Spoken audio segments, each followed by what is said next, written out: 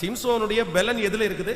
தலைமுடியில இருக்கு அப்படின்னு சொன்னாங்க. உடனே அவர்கள் என்ன பண்றாங்க அப்படின்னா, அந்த தலைமுடிய அப்படியே மொட்டை அடிச்சிட்டாங்க.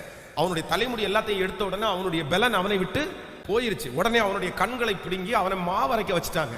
இப்போ சுற்றி இருக்கிறவங்க எல்லாரும் என்ன நினைக்கிறாங்க அப்படின்னா, அவ்வளவுதான், சிம்சோனுடைய பலன் முடிஞ்சு போயிருச்சு. ஆனா ஆண்டவர் இங்க ஒரு சின்ன ஒரு ஹோப் கொடுக்கிறாரு. என்னன்னா, அவன் தலைமயிர் திரும்பவும் முளைக்க தொடங்கினது. அப்படின்னா கர்த்தர் என்ன சொல்றாருன்னா, அவன் விழுந்துட்டான்னு நினைக்கிறீங்க, அவன் ஒன்றும் இல்லாம போயிட்டான்னு நினைக்கிறீங்க இல்ல, மறுபடியும் அந்த தலைமயிர் முளைக்குது. அவனுடைய பலன் திரும்பவும் அவனுக்கு திரும்பி வந்துச்சாமா.